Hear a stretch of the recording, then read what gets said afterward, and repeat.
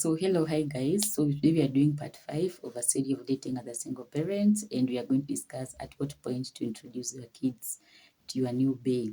We have talked about what are the things to discuss on that date when you're having that coffee. We have talked about when is the right time to date, and one of the things that should tell you that it is the right time to date is when you have gone through healing. We have talked about don't rush because you want to show your ex that you have moved on. You want to show your ex that you know what, sahi siko soko, hiyo soko nimekuacha. You don't rush into a relationship because you want your ex to feel bad. And I have said that the people who jump into a relationship just to, just cover up and deny what they are going through. They don't want to face their fears. They don't want to face their pain. They don't want to face this reality. They don't want to cry. They don't want to let it go. They don't want to do that self introspect. They don't want to reflect back, and they don't want to do the work. In other words, they don't want to do the hard work of going through the process of healing. So they are here because they're in denial. Instead, the people who they'll always see everything negative, they will not appreciate you because for them they are here because they want to heal. And now they are healing with you. So wameamua kuchukua kama therapist wao kwa hii relationship, so they are healing as you date, and you'll find it so rough and so hard.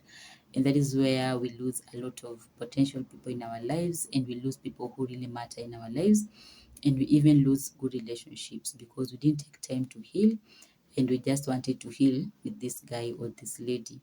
That is why we talk about trauma bonding. You find that huyu ametoka kwa hell, huyu pia ametoka hell in relationship. Now you are meeting the two of you, and you have not even done the work of healing. So the two of you, this one is broken, this one is broken, this one is injured, this one is bitter, this one is bitter, and you end up fighting, and that relationship will not work. Not because you are bad people, but because both of you didn't take time to heal, or one of you did not take time to heal.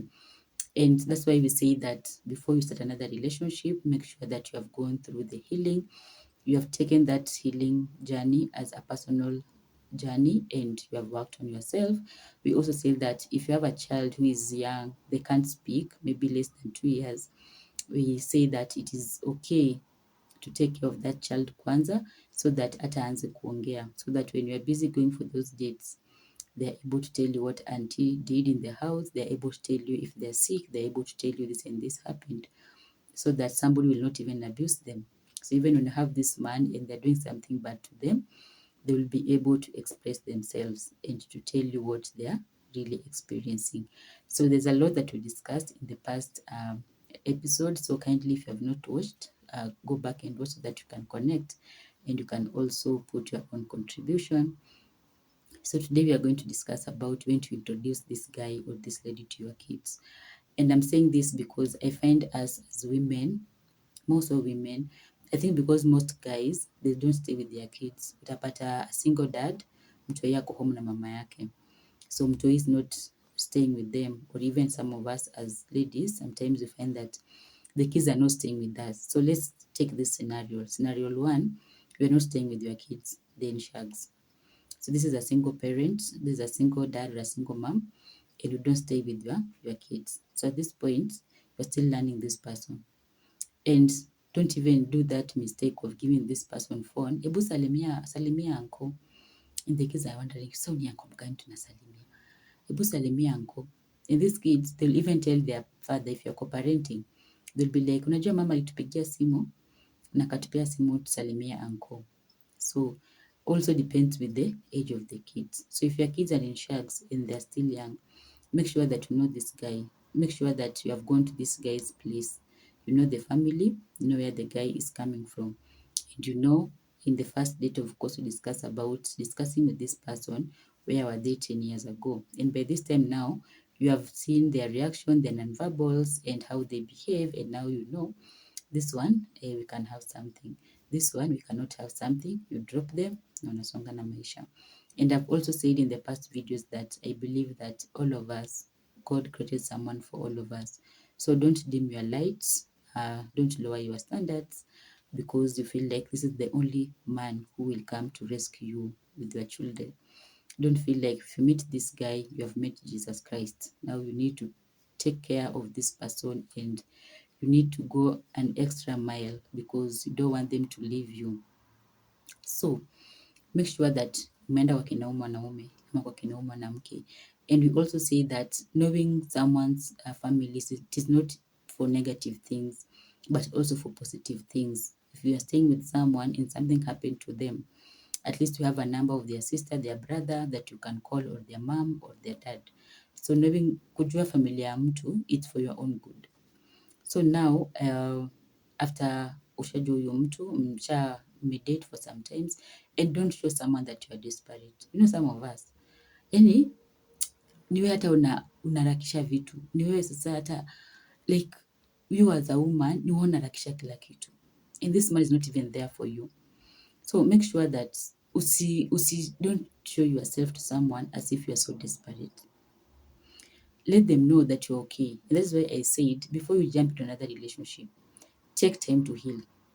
Because if you have healed, you will know I'm good, I'm okay by myself. You will know that even if I don't get married or I don't get this man, niko sawa. And at that point is where even you will meet the right person.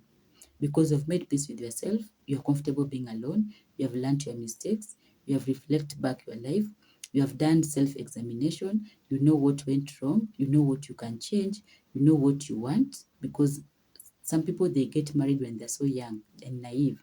They don't even know what is marriage. It's out of situationship. You know, she got pregnant, lazima tungeoana. So most of the marriages, you find that people are so young. So make sure that you have learned your own lesson. And we also say that if a relationship breaks or a marriage, don't play a victim mentality. Don't be a victim in that situation, because you have contributed in one way or another, either knowing or unknowing, for the breakup. So make sure that you also be honest with yourself and learn and say, enyewe hapa nayo nilichangia, enyewe hapa ni mimi pia nilifanya makosa, so that you don't repeat the same mistake. And we also say that most of the time, the reason why the first marriage didn't work will be the same reason why the second marriage will not work. So unless you learn and you know, and you decide to change, and you decide to learn and to know that this is not something I should repeat. So that's why we say that just know about their past, where were they and what happened, so that the past will not repeat itself in now your marriage. So make sure that by the time you're introducing this guy to your kids, you've already made up your mind. Hakuna umeangalia red flags, unaweza deal nazo, because again, no one is perfect. So the only perfect man that you know is Jesus. So make sure that you can deal with their weaknesses. Most of us, we focus on someone's strength, but this is where we go wrong. Focus on someone's weaknesses and see kama utawezana. Kama utawezana, songa tu mbele. So don't focus on how they treat you right and all that. Focus on their anger issues. If they have that anger issues, can you handle that? Focus on they cannot stay with one man or one woman. Will you handle infidelity? Focus on their drunkards. Will you handle that? Focus on when they're free, what are they doing when they're free? I said that some of us, when we are free, it is the time to dance Fali and the rumba. So another person, when they are free, it is the time to read. So are you compatible, and are you able to have that person in your life? Will you be able to cope? You know, all of us, we're looking for a perfect person. Mr. Right, Mrs. Right. Hakuna, kila mtu ako na issues zake. So it is you to choose your struggles mapema and decide, am I able to take care? Am I able to stay with this? Am I able to sacrifice this? Because even that list that you have, you will not get it 100%. You will get 70%, and ask yourself, am I comfortable losing the 30%? Am I comfortable staying with this person with the 70% and just staying without the 30%? Are the 30% very important to me than the 70% that this person is having? Then we cannot have anything between us. So make sure that you have, we talked about, make sure that you have your deal breakers, so that you know, can I stay with this?